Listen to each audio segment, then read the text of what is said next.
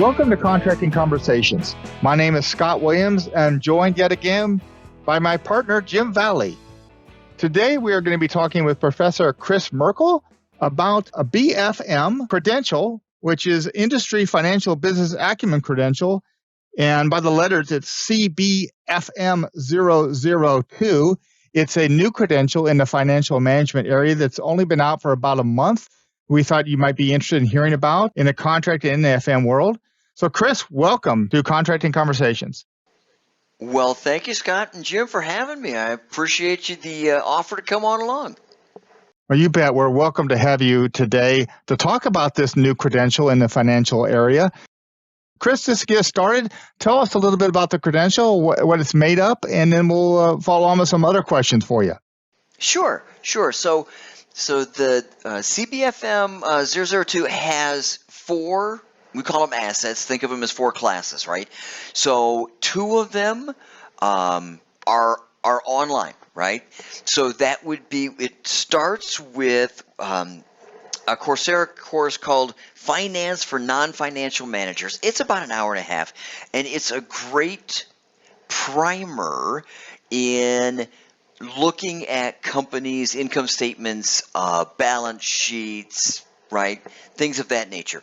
Then the next course would be ACQ 315, right? And in ACQ 315, the students are put into a company, right?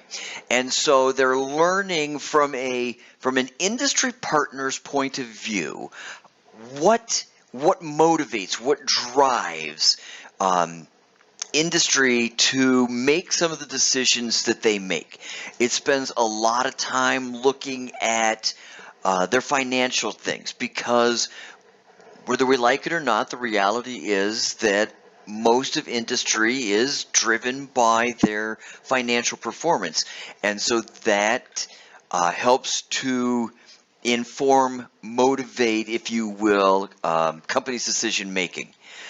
That course is 4 days, and there are two versions now. It can either be done virtually or in person. Then once that is done, the students in the credential will take BFM 2750V, which is a virtual class. It's 3 days. And what that course does is it takes the information that students glean from ACQ 315 and it turns it a little bit. So in 315, students were looking at it from the industry perspective. In BFM 2750, we turn it to go, okay, now we know what motivates industry. Using what we have learned, how can we use that to a government program's advantage, if you will, to be able to understand industry better and to help get better acquisition outcomes for Department of Defense.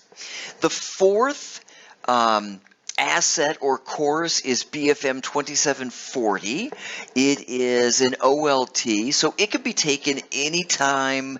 You know, hey, I finished up the hour and a half finance for financial managers. I'm waiting to get into an offering of ACQ 315. No sweat.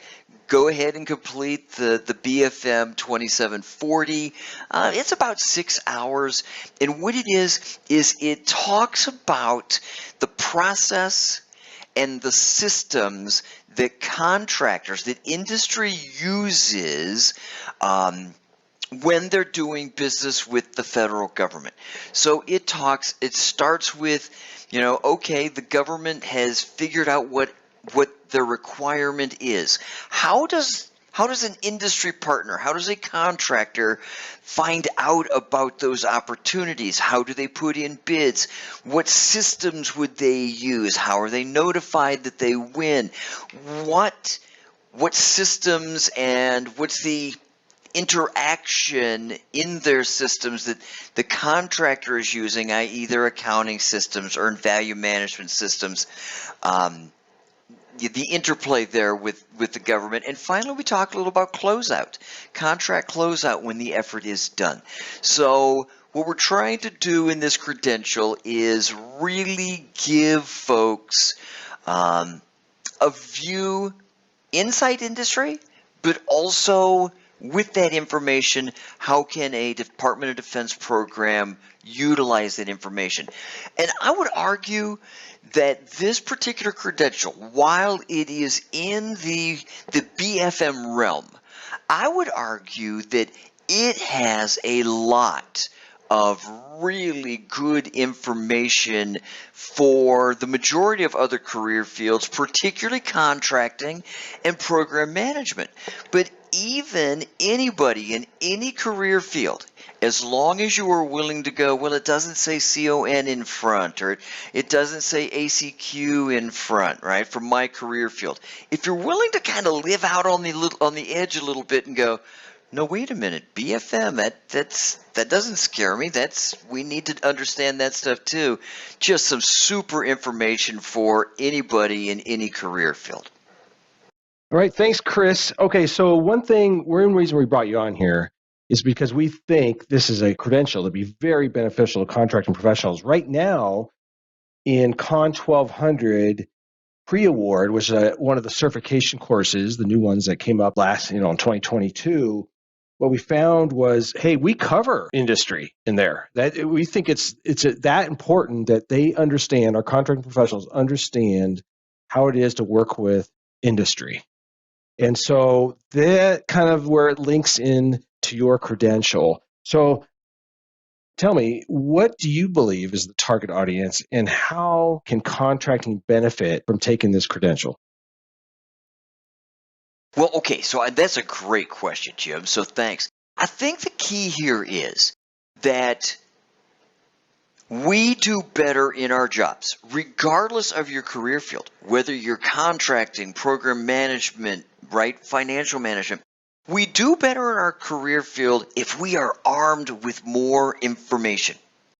And particularly with where this credential goes, it will really help a contracting professional to be better armed with information to ask more precise questions, right? Because the more information that you have, the deeper you're able to go and ask the questions when the contractor says, well, we're doing this. And you're able to go, well, wait a minute. But if that happens, so let's take an example, right? So let's say that your contractor, right, they're doing a new award, and you recognize that their indirect rates are going up. You're going, well, why would that be, right? And so too often we just take at face value that, well, that's just what it is. Wait a minute. Why would I not want to ask, right, the contractor going, so your rates are going up. Okay, I know inflation is going up, but your rates are going up what appears to be faster than inflation. Help me out. I'm trying to understand. Well, and what we do in this credential is kind of dig into some of these different areas to give folks the information that they would need to go, well, wait a minute. You said that that's because of inflation, but if I look at this, it really looks like maybe your business base is changing, and that's what's having a bigger impact. It's all about knowing more information, Jim. Okay, Chris, can you tell us a little bit of how the students are going to be assessed on the credential? Sure. So each of the different assets, the 4 different pieces, have their own assessment methodologies, right?